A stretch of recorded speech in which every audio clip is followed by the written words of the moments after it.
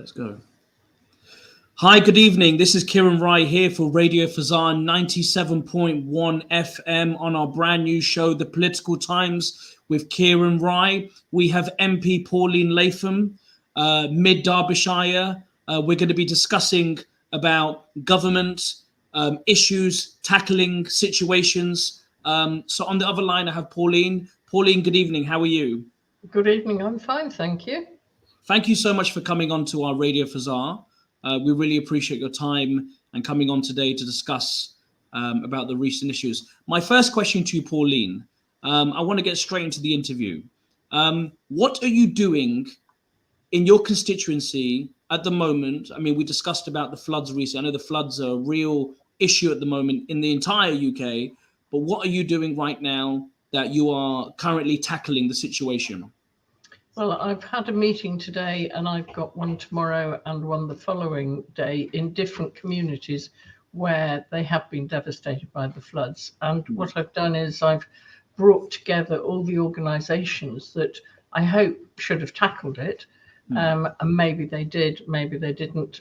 So we're looking at what worked, what didn't work, and how we can improve things for the future, because this isn't the last flood we're all going to have. It's the worst I can remember in this area since I've been here, which is since 1970. I cannot remember water like it, and I've never seen water like it because I was out and about last weekend. But we need to make it better for people, and so we need to come up with some solutions. Do you also think, Pauline, discussing about that, you said in you've just said, you've never seen anything like this before. Clearly, it's a climate issue. There's a climate Yes. situation that we, as people or, etc., haven't really noticed about it or taken seriously. Do you now think maybe it's time for, world leaders and politicians, the House of Parliament, to really take this seriously and say, this is something we really need to tackle? It is something we need to tackle, and I think everybody locally needs to do what they can, but it isn't just an issue for the UK, it's a worldwide issue. And until places like America and China take it seriously, and India, what we're doing is a drop in the ocean. We need to do it because we need to show political leadership, but we actually need other world leaders to take it seriously. I think America is beginning to, because they're beginning to see massive issues with weather and fires and all sorts of things that have happened over the summer for them. It's been too hot, but they are having problems with the weather. India, I think, has had some, but maybe not. I'm not sure as many as other countries. China seems to be quite quiet on the subject. There are actually some cities in China that are completely carbon neutral, and they've been really good about it, but not all of them. And they're still building coal-fired power stations, which they shouldn't be doing, because they've got the technology and they've got the funding. They could change things. But until the whole world takes it seriously, then I don't think we can expect any reversal of this any time at the moment. And that is a huge shame, because it's not me, it's not going to really affect me, it's going to affect my children and grandchildren. And what is their future? And, I know that many young people, because I go and talk a lot in schools, a lot of young people raise the issue, and it is something that they're very concerned about. So we need to listen to them, and I think we need to show real political leadership and really move forward as fast as practically possible.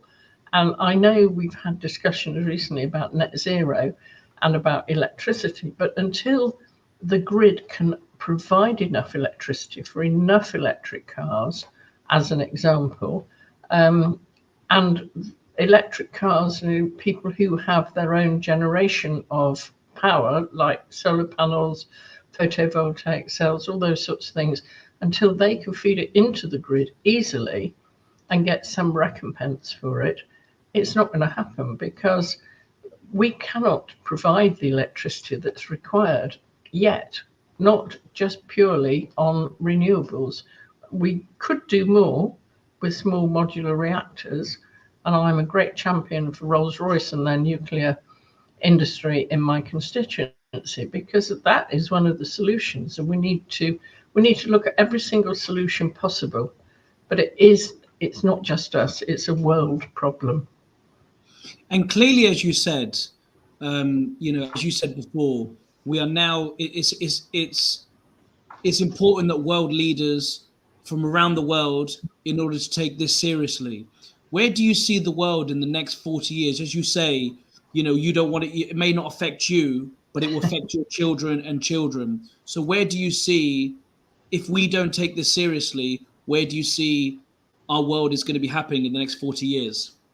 Well, I think there's going to be many countries that won't exist. I mean, I think there'll be more migration, because they will have to move the peoples, because where you get, particularly in African countries, more desertification of countries like Kenya, where the king and queen are this week, until you change that, we are going to have massive problems, because you cannot expect people to live in a climate with nothing there. You have to make some changes. And there is going to be massive migration. People complain about migration now, but they haven't seen anything yet if we don't do something about climate change, because we'll have more floods, we'll have more fires, we'll have more desertification. We've got more global warming in terms of ice melting and therefore the seas rising, which is going to impact this country as well as low-lying countries like the Maldives. Probably won't be there, although I gather that they are making some floating islands to replace the islands that will be submerged. But that's a solution to something that shouldn't be happening. But whilst it is happening, you've got to look for innovation. But there's many other islands. In fact, on the select committee I sit on, which is international development, we're looking at the moment at small island developing states, and we're looking at climate change and how it's impacting on them. So climate change is going to completely transform this world, and not for the better. So I think there will be many countries that won't exist, therefore people will move. And I don't know where they're going to go to and how countries will cope with it, because it will be millions and millions of people moving away from their homes because they'll have no choice. And where do they go? And that is one of the biggest issues.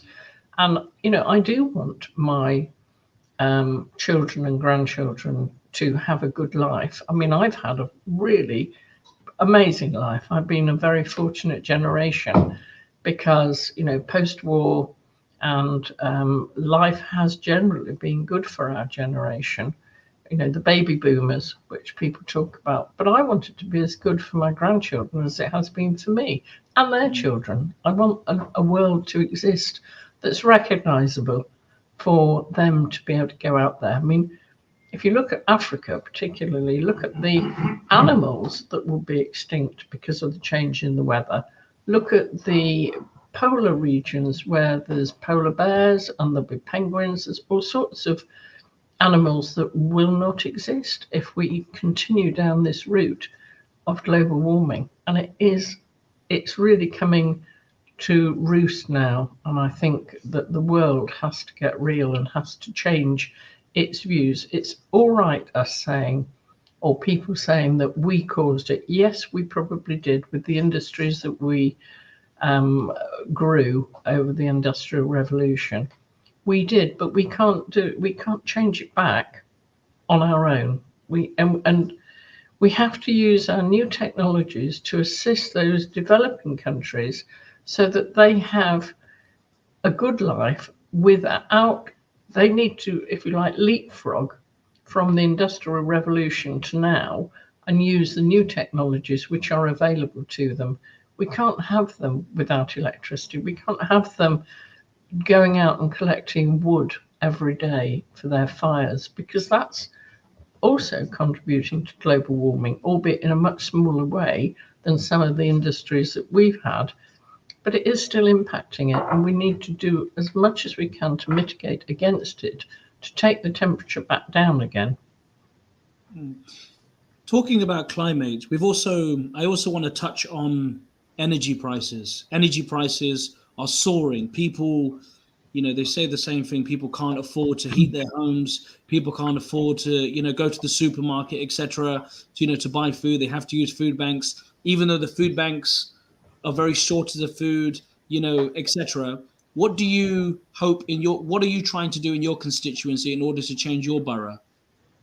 Well, there are food banks in my constituency, and the one particularly is in Belper, which is in the north of the constituency, and that's run by the churches in Belper. And they have done a phenomenal job over many, many years, particularly during the pandemic when people were struggling. And of course, they're struggling now because of the cost. Um, it is difficult because if you reduce the price of electricity again, which many people would prefer because we're coming up to the winter. I mean, we've had a very mild autumn, we've been very lucky. So we haven't had to put the heating on, but we will have to. But the prices have come down a little. So it is less than it was a few months ago when at the end of last winter, for instance, it isn't as high as it was. It's still pretty high. But on the other hand, you could say, but we don't want people to heat their homes as much as they did. I mean, I've been to people's homes, constituents' homes, where they have the heating on so high, I can't stand it because I don't like anything to be too hot, particularly at night. And there are some people who haven't thought about the cost of it, but have to, and that makes life hard for them because that's what they're used to. But I think we all have to get used to turning the temperature down a little bit compared with where we were, and maybe even turning the temperature of the water down in our boilers so that we're not using as much fuel as we were. Food banks do an amazing job for those people that really, really need it. And you could say we shouldn't have food banks, but we've always had charity in this country one way or another. This is just a newly invented type of charity, but we've always had people helping communities out. For instance, Tesco, every Christmas or December, really, they have a campaign to get people to buy a few extra groceries and put them in their food bank, their food, well, it's like a cardboard box, really, and then they send it on to food banks to be handed out to people. So we've always had that. And it would be great if we never did, if nobody was ever poor, if nobody had to worry about anything. But that isn't reality. And, I do go, and at Christmas for several years, I've been and helped when people have, a church particularly, who provides Christmas lunch they get donations from supermarkets, and you go around and you collect the whole of their Christmas lunch. I mean, they were amazing because they did candles and they did napkins and, I mean, really the extras. I mean, they did the full Christmas lunch, the turkey and the cranberry sauce and everything, but they did the extras as well, the crackers for the children. They did a fantastic job. And that was, again, all volunteers. And they got all their donations from supermarkets. I think Marks and Spencer's were particularly generous with the turkeys. But they would they didn't put wine in, but they put in sparkling apple juice, sparkling wine juice, so that people felt they were having a treat. But that was a charitable thing, and that's happened for years and years and years. Going on to fuel prices, it seems like, even though, at the same time, we're all taxpayers, including myself, I'm a taxpayer. And at the same time, I feel like there's more obstacles in us to live, fuel prices, energy prices, everything it's more of an obstacle. I get it. We live in a world where we have to pay, taxes, and we have to, overcome challenges. But it seems like there's more challenges with in throughout England, throughout UK, in order to, for young people as well, this, like you say, your generation, like you said, you know, you've had a great life. You know, the generation before this, you know, may have been more subside, but now it seems like this generation. Then we had the pandemic, and then we've had fuel prices, energy. It just keeps going on and Yes. on and on. What can you do? You think, you know, this is obviously a huge hurdle. I don't know if you agree that. Well, I think what we have done, you talk about fuel prices. Clearly, we want people to use public transport. We don't want them to use their cars if they can possibly avoid it.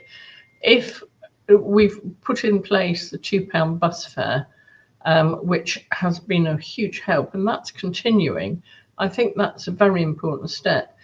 We also have, for many years, frozen the tax on petrol and diesel, so that people who have to go to work in their cars, because not everybody can get everywhere by public transport, they might need to go by car because they might have antisocial hours, they might work somewhere where the bus routes don't go.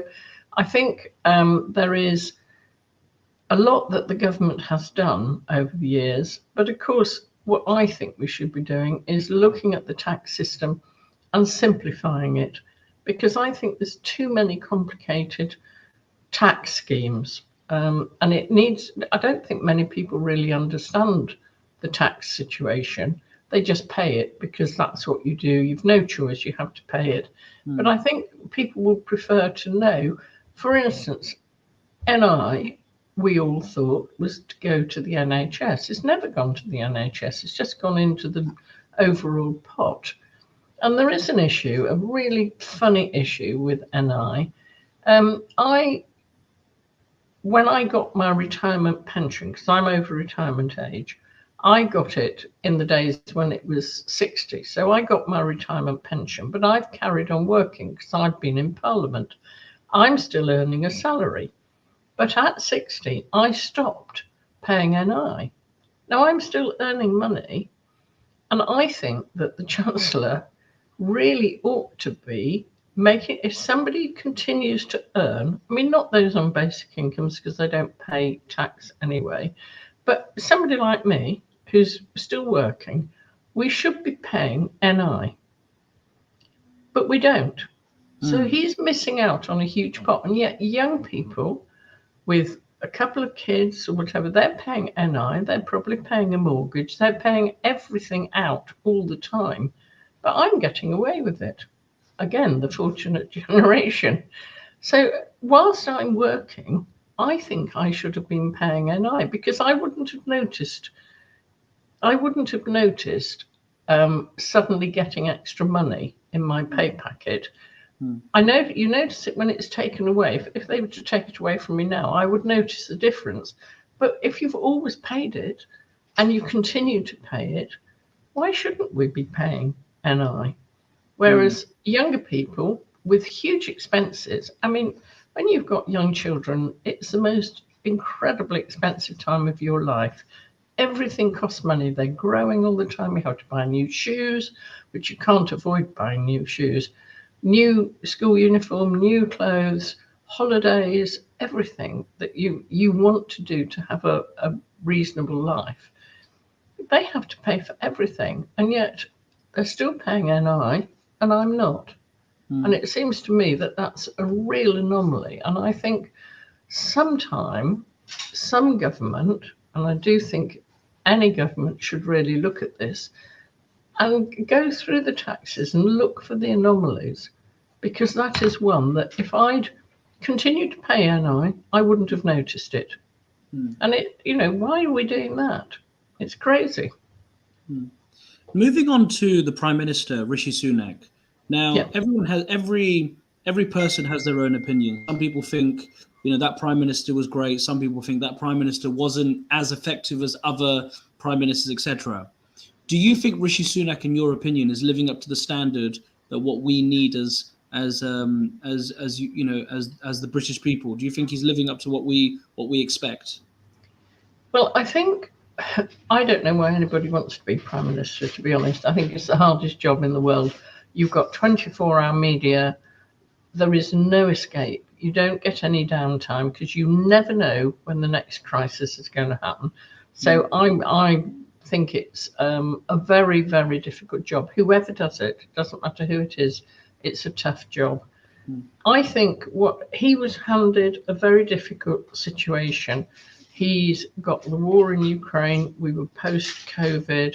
We had unsettled times with Liz Truss having been the shortest prime minister of all time, resigning, with the markets in complete turmoil. What we needed and what we've got is a period of stability and calm. Because I think the thing about Rishi is he is details man. He likes to get down to the nitty gritty and to actually find out what needs to be done and do it. And I think it's taken him a while, and I accept it's been a little while, but he is getting there, and he did calm the markets very quickly, which is really important for our economy. So I think yes, he's probably not what everybody expects, because we've had a variety since the Conservatives came into power. We've had different personalities as members of as prime ministers, and if you go back to Theresa May, she was a particular type of prime minister. Then of course we got Boris, and Boris is certainly nothing like Rishi. Some people loved him, some people hated him. Then we had Liz Truss, and that really didn't work out well. And then we've got Rishi, and I think he is doing a good job. But it's hard because we're in tough times. We've now got the Middle East situation. We've still got Ukraine.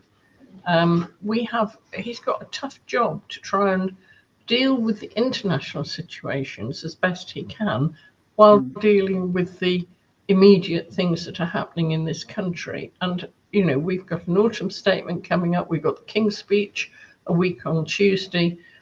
That will come up with what we're going to do in the next year or so, up until the next general election. So he'll be working very hard on that. So it isn't always important, although we do live in a celebrity style culture now, and you need good communicators. And I think he is a good communicator, but he's not always on the television. He's not always out there as soon as there's something to say. He leaves it to some of his ministers to say. And I think that's probably what people want. They don't want the razzmatazz that we had with Boris, because it was a roller coaster. Having said that, Boris had a terrible time with COVID. I mean, that was an unprecedented situation. And then we had the Ukraine war. So we've had a series of, if you like, shocks to the system, to the political system, to the world system. And it's not easy to deal with those, because they're not things that we expect to happen. Talking about Boris, as you mentioned, I have to also, state the facts. The people, actually, no, I'm not going to state the facts, but I'm going to say that, well, actually, what? I'll ask you the question. Do you think Boris Johnson behaved correctly as a prime minister, and how he dealt with the pandemic? I think we'll know that when the inquiry's over. But of course, again, that was a situation none of us could have predicted. None of us expected. None of us had ever. I mean, I'm pretty old, but I don't remember the Spanish flu at the beginning of the 20th century. I don't remember that, because it is a bit before my time. He had that to deal with, which, I mean, it was just something nobody knew which way to turn. And I think many people were a bit like a rabbit in the headlights. It was very hard for them to decide what to do. And I haven't heard much today, but I've heard bits and pieces about he was turning this way and that, and he didn't know what to do, and he kept changing his mind. When you're faced with something you have absolutely no experience of, it's very difficult to make a decision, an informed decision, when there was no information to decide on. So I think he did have a tough time. And what you also have to remember with Boris is he's not a details man. He's a broad brush. He's a razzmatazz up front, great on the media, but he wasn't a details man. And unfortunately, I don't think all the people he surrounded himself with covered themselves in glory either. But And I who have was, to say one thing about Boris, and love him or hate him, I took a private member's bill through Parliament, and I would not have been able to do it if it hadn't been for Boris's support. He supported me 100% on the marriage bill, which raised the age of marriage from the age of 16 in this country with parental consent to nobody can get married under the age of 18. That was something I tried for several years to get through, and nobody would take me seriously until I went to see Boris, and he took it on board and backed me to the hilt. And that is something that is going to transform the life chances of many, many young people. So he wasn't all bad, although some people think he was. I don't think he's bad. I mean, I've met Boris. I was at number 10 um, about a year ago, and seemed like a very eccentric, personality, and that's probably how he is. Very eccentric, very, I know he Yes. was a former journalist before, so he knows how the media works. But also at the same time, as a prime minister, you have to, in my opinion, you have to conduct yourself in a yes, he did it in a professional manner, but in a way, in like more like as you said, more detailed. I mean, the Mm. parties at number 10 after them videos got leaked, that wasn't particularly very, professional. No. As a prime minister, you have to be, you have to behave. Mm. Well, So yes, that, we that all was, have to. that wasn't very, No. If but you're in the moving public eye, you do have to do that. You have to absolutely. behave. Mm. And also, do you also think that the XL bullies that have been banned by Rishi Sunak? I know there's been some real, real issues going on in the UK with, the dogs, etc. And Rishi Sunak has said, look, that's enough is enough. Do you think what he's done is correct? Yes, because I do think these dogs have been bred for a particular reason, Mm, which have been to attack people. And I do not like people that have dogs as a statement to say how great I am. Now, not all those dogs have been kept by people like that, and I'm sure there are some really nice dogs that have been well trained and are very affectionate, but we cannot afford to have young children and adults maimed or killed by any dog. And I think those that they can prove that are docile and well behaved, maybe they should be neutered so that that breed disappears completely. mm, Those that have attacked anybody, I do believe, should be put down because we cannot take the risk that they will not do it again because they might well. Once a dog has bitten somebody, they're much more likely to do it again. So, yes, I completely agree with Rishi. He hasn't actually banned it yet, mm. but he will do. I mean, I think it's an important thing for him to do. And I don't think there'll be many right-minded people who will disagree with that. And recently I asked some people, I tweeted recently and said, what would you like me to ask, Pauline? What do you think would be the appropriate, kind of questions? And lots of people came back to us and said mental health. Now, mental health is something that many people in the UK do suffer from. We all suffer from mental health from certain aspects. And as we say, the NHS, is suffering when it comes to doctors and shortage of nurses and doctors, etc. Some people feel even though they have mental health, they're not heard upon. There's not much, even though we say there is, there's access to, therapists or cognitive behavior therapy, CBT, etc. But there's very limited, and there's a Mm. huge waiting list for people have to wait years and years in order to get on the waiting list for mental health. Is that something that in your constituency or in your knowledge that you hopefully that could be resolved? Well, I hope it will. We've always had a shortage of doctors who deal with mental health. We've Mm, always had that. It's not something new because it's seen as a bit of a Cinderella service for doctors. It's not a very sexy thing. You're not cutting people up. You're just sitting listening to them. It's incredibly important. But that's when you get to the doctor stage, you're at quite a crisis situation. Not GPs, but if you get sent to a mental health hospital or to a mental health doctor, I think what we are doing is we're putting somebody into every school. Every school will have access to somebody with mental health training, because sadly, and I think it's due to the pandemic and being locked down, there are many, many young people with mental health issues. And that is something that really concerns me. Well, the whole thing concerns me, but particularly young people, because they've got their whole life ahead of them. They should be looking forward to all of this. But if they're going through a difficult time, then we really need to try and do something about it. Of course, there are many different causes of mental health issues, but I do think the pandemic has been responsible for a huge amount of mental health problems in young people. And we need to try and help those young people. Teachers do an amazing job, but they're not mental health practitioners. They do what they can, given that they've got busy classrooms. But there is a pastoral system in most schools where children can go and talk to their tutors, talk to their own classroom teacher, talk to the head of year.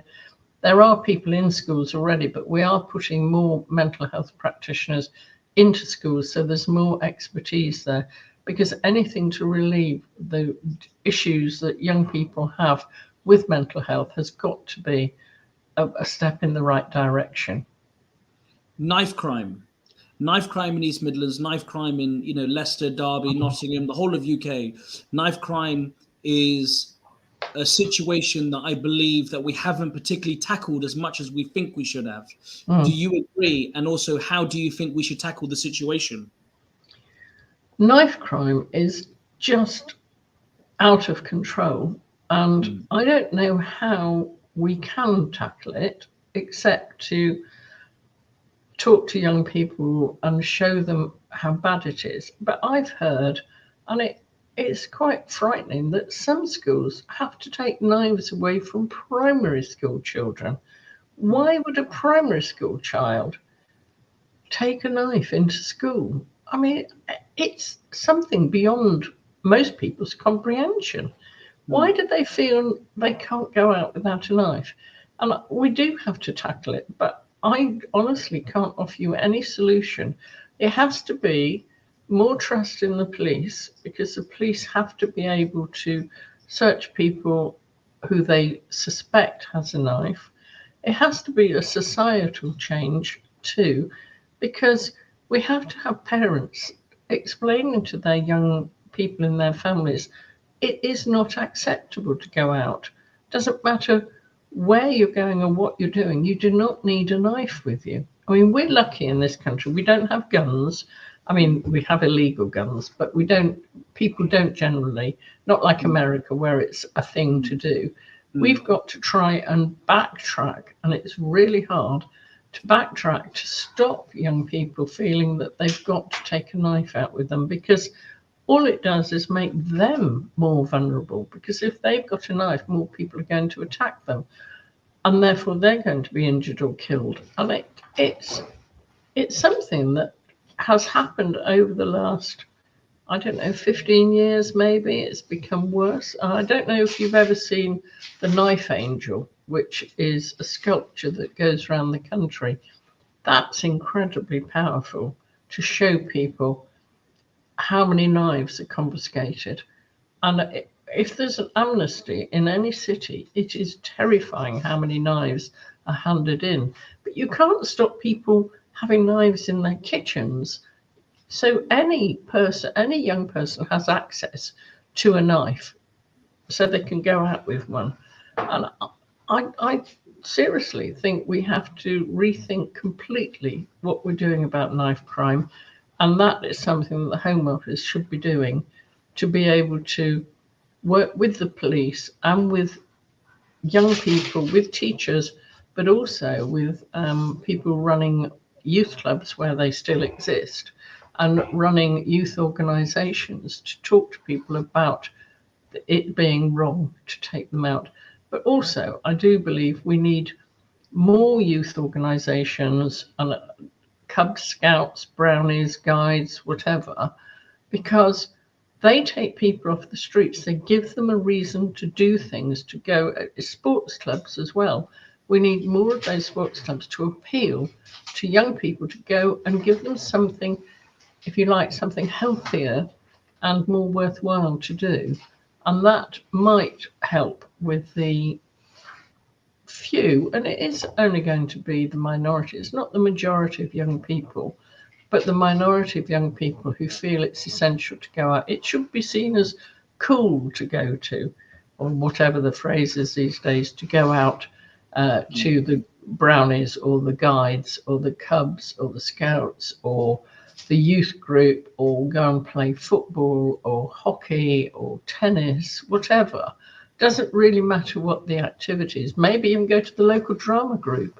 But we need to produce more people who are prepared to help with those clubs. And again, those have always been volunteers that have helped run all those organisations.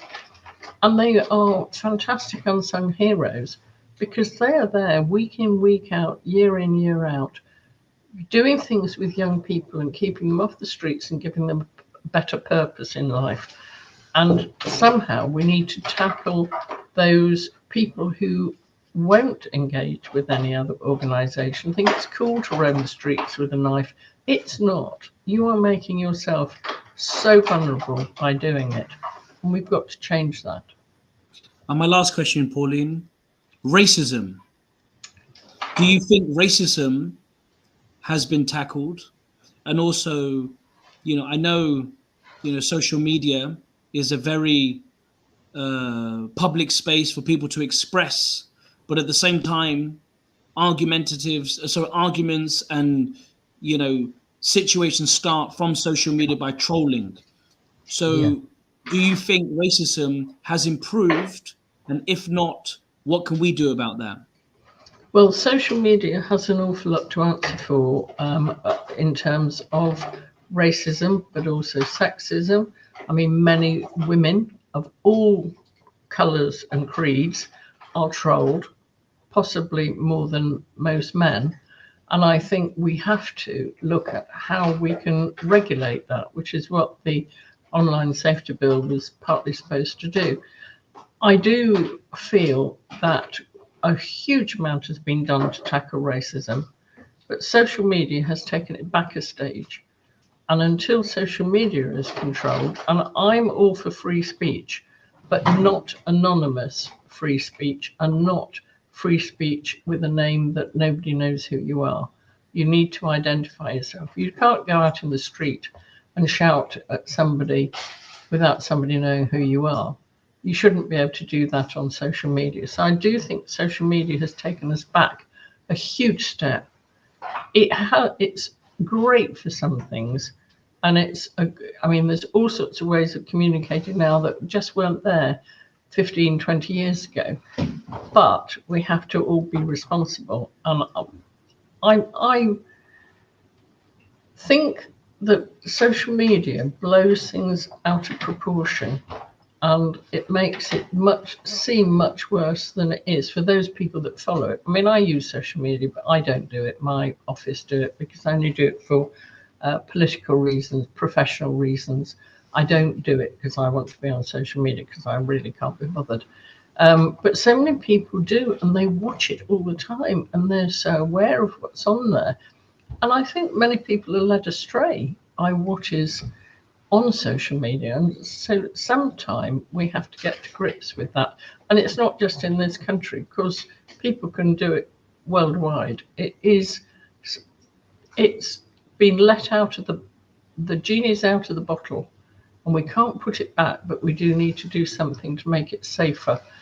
People need to live feeling safe, feeling welcome, feeling that they have got something to contribute to society, not have all this negativity that we do get with social media. My last question to you, Pauline, then I will let you go. Do you think it's right, in your opinion, about, yes, everyone is entitled to their opinion when it comes to rights, protests, etc. But do you think it's right that the LGBT flag has been put around the whole of UK, and at the same time, young children are not forced to try and be, how do I say this in other words, not forced to be learning, but also at the same, not learning, I won't say learning, but to be understandable. Do you think it's right that, because some parents, they say, no, I don't want my child to listen, I don't want my child to be educated about this. Do you think it's right that we are pushing the LGBT towards our young children? I do think young children should be children for a lot longer than they are now. I do believe that there needs to be education, but it needs to be incredibly sensitively handled, because you're dealing with very young, unmolded minds, and you're talking to people who have no idea what's out there. They don't know what they're going to face in the future. And we need to be incredibly sensitive about any education we give to young people, whatever it is, whether it's on religion, LGBT, whatever it is. We need to be incredibly sensitive, not to make things seem much more serious than they are. I mean, obviously, LGBT rights are important, but I'm not sure how young children need to know about it. There might be things around the edge that they need to know about, but I don't think hardcore they need to know at too young an age. And I do believe that parents should know what their children are being taught, because at the end of the day, they're your children, not the school's children, not the state's children. We're not yet. The state doesn't own the children. The parents are the people who bring those children up, and they bring them up for right or wrong, to do what they think is right. And so they need to have sight and knowledge of what their children are being taught, because it's their responsibility at the end of the day to get those children out into society as well-rounded human beings. And that's what we need. We don't need children to be hung up about anything. And parents need to feel that their children feel secure in school, in every respect. And then they also need to go home and feel secure. But the state doesn't own the children yet. MP Pauline Latham, thank you so much for coming on to Radio Fazar today and giving us your insights and your great conversation with you. So thank you so much again. And please, once again, come back onto Radio Fazar anytime you would like to talk to us again. So thank you. Really thank you very much. Thank you very much. Bye-bye. So guys, that was Pauline Latham on the Political Times with Kiran Rai. Every single Tuesday at 7 o'clock until 9 o'clock. Stay tuned with us. We'll be interviewing another MP next week. Every single week, we'll be discussing with different politicians, different MPs, different world leaders that will be coming onto the show, journalists, news editors, discussing about government tackles, situations that we need to discuss, and we need to ask the right questions. So this is every single Tuesday at 7 till 9 o'clock, the Political Times of Kiran Rai. We've interviewed more than 6 MPs so far.